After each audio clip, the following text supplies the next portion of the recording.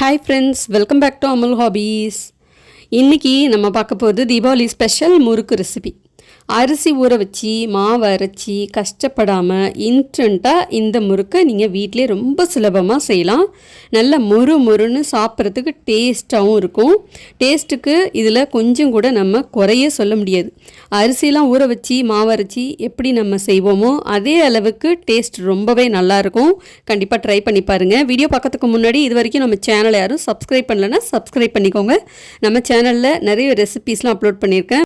மைசூர் பாக், குலோப் ஜாமுன், மைதாவில் செஞ்ச ஸ்வீட், நிறைய ரெசிபீஸ்லாம் இருக்குது. தேவைப்பட்டால் நீங்கள் செக் பண்ணி பாருங்கள். இப்போ இந்த முறுக்கு பண்ணுறதுக்கு நான் கடையில் வாங்கின பச்சரிசி மாவு தான் எடுத்திருக்கேன். இடியாப்ப மாவு, பச்சரிசி மாவு நீங்கள் எது வேணாலும் பயன்படுத்திக்கலாம்.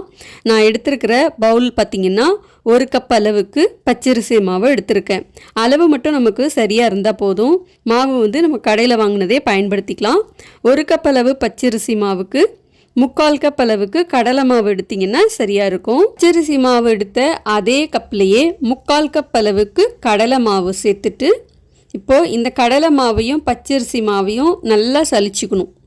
சலிக்காமல் நம்ம நேரடியாக மாவு பிசைஞ்சு முறுக்கு புழியும் போது சின்ன சின்ன கட்டியாக இடையில குட்டி குட்டியாக விழும். அது நமக்கு பிழியறதுக்கு கொஞ்சம் டிஸ்டர்பன்ஸாக இருக்கும். துண்டு துண்டாக மாவு விழும். அதுக்காக தான் நம்ம சலிச்சுட்டு அதுக்கப்புறமா நம்ம இதை பயன்படுத்த போகிறோம். ஸோ இந்த மாதிரி நல்லா சலிச்சுக்கோங்க. பாருங்கள், இந்த அளவுக்கு கட்டி இருக்குது. சலிச்ச இந்த கடலை மாவு பச்சரிசி கூடவே ஒரு 2 டேபிள் ஸ்பூன் அளவுக்கு ஜீரகம், அப்படி இல்லைன்னா வெள்ளை எள்ளு, கருப்பு எள்ளு எது வேணாலும் நீங்கள் சேர்த்துக்கலாம். ஓமம் இருந்தால் கூட அதை கொஞ்சமாக ஒரு 1/2 ஸ்பூன் கையில் நல்லா கசக்கிட்டு அதை கூட நீங்கள் சேர்த்துக்கலாம்.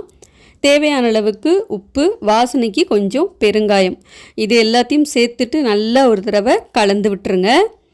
முறுக்குக்கு உப்பு எந்த அளவுக்கு தேவைப்படும் அப்படிங்கிறத இந்த ஸ்டேஜில் நீங்கள் அட்ஜஸ்ட் பண்ணி பார்த்துக்கலாம். கொஞ்சமாக மாவை வாயில் போட்டு பார்த்துக்கோங்க. தேவைப்பட்டால் உப்பு சேர்த்துக்கோங்க. இப்போ நல்லா கலந்து விட்டுட்டு சூடான எண்ணெய் ஒரு 1.5 குழிக்கரண்டி அளவுக்கு சேர்த்துக்கோங்க. நிறைய சேர்த்துட்டிங்கன்னா மாவு முறுக்கு பிழியிறப்ப துண்டு துண்டாக உடஞ்சி விழும்.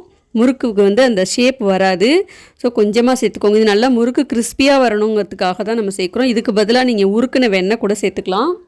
எண்ணெய் சேர்த்துட்டு ஒரு தடவை நல்லா கலந்து விட்டுட்டு அதுக்கப்புறமா கொஞ்சமாக தண்ணி சேர்த்து மாவை நல்லா பிசைஞ்சிக்கணும். ரொம்ப டைட்டாக பிசைஞ்சிடக்கூடாது. அப்போ முறுக்கு பிழியிறப்போ நமக்கு கொஞ்சம் கஷ்டமாக இருக்கும். ரொம்ப அழுத்தி பிழிகிற மாதிரி இருக்கும்.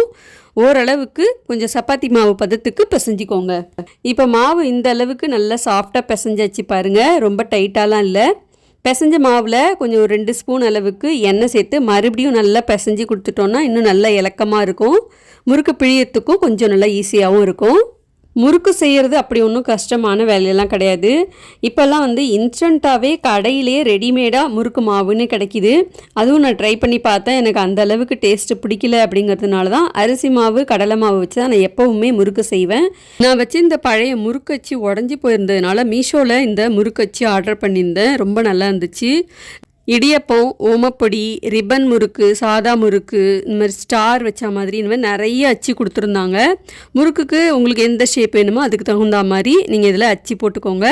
நான் இந்த அச்சு தான் போட போகிறேன். இந்த முறுக்கு அச்சோட லிங்க் உங்களுக்கு தேவைப்பட்டால் சொல்லுங்கள், கமெண்ட்டில் ஷேர் பண்ணுறேன். இப்போ இந்த முறுக்கு அச்சு ஃபுல்லாக நல்லா எண்ணெய் தடவி விட்டுக்கலாம். அப்போ தான் முறுக்கு பிழியும் போது நல்லா ஈஸியாக வரும். முறுக்கு பிழியறதுக்கு இந்த மாதிரி கரண்டி, அப்படி இல்லைன்னா சின்ன சின்ன பிளேட்டில் எண்ணெய் தடவிட்டு நீங்கள் முறுக்கு பிழிஞ்சிக்கலாம். இப்போ இந்த கரண்டியை கொஞ்சம் நேரம் எண்ணெய் நல்லா சூடு பண்ணிவிட்டு அப்படியே வச்சுட்டு அதுக்கப்புறமா நம்ம பிழிஞ்சோம்னா கொஞ்சம் ஒட்டாமல் வரும்.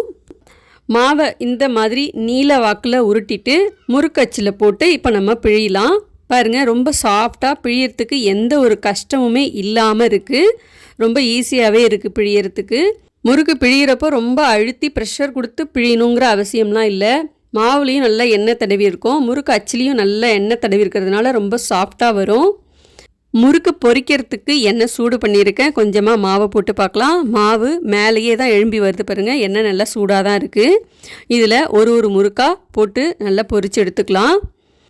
எண்ணெய் எந்த அளவுக்கு எடுத்துருக்கோமோ அதுக்கு தகுந்த மாதிரி முறுக்கை கொஞ்சமாக போட்டு பொரிச்சுக்கணும். ஒன்று மேலே ஒன்று போட்டோம்னா முறுக்கு வேகிறதுக்கு சரியாக இடம் கிடைக்காது. இல்லைன்னா மேலே வெந்திருக்கும், உள்ளே வேகாமல் இருக்கும்.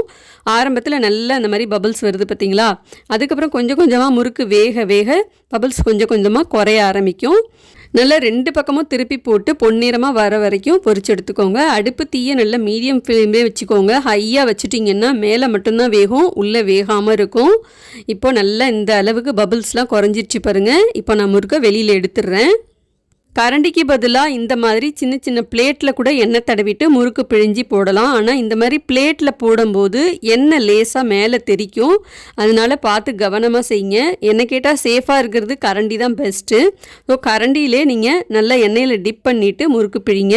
இது நான் ஒன்று போட்டு காட்டணும் அப்படிங்கிறதுக்காக தான் நான் உங்களுக்கு காமிச்சிருந்தேன். இன்னொன்று என்னென்னா முறுக்கு போடும்போது பார்த்திங்கன்னா வெடிக்கவும் செய்யும்.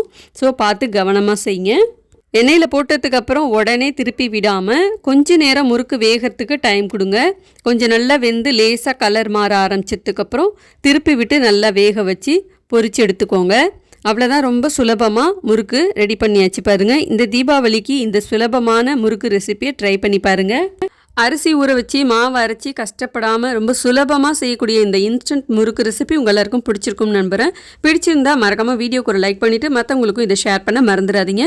கண்டிப்பாக உங்கள் வீட்டில் இதை ட்ரை பண்ணி பார்த்துட்டு ஃபீட்பேக் கமெண்ட்ஸையும் சொல்லுங்கள். அடுத்தடுத்து வரப்போகிற ரெசிபிஸ் எல்லாம் மிஸ் பண்ணாமல் பார்க்கணுன்னா அமுல் ஹாபிஸ் சேனலை சப்ஸ்கிரைப் பண்ணவும் மறந்துடாதீங்க. பக்கத்தில் வர பெல் ஐகானையும் கிளிக் பண்ணிக்கோங்க. அடுத்து வேறு ஒரு இன்ட்ரெஸ்டிங்கான ரெசிபியில் பார்க்கலாம். பாய்.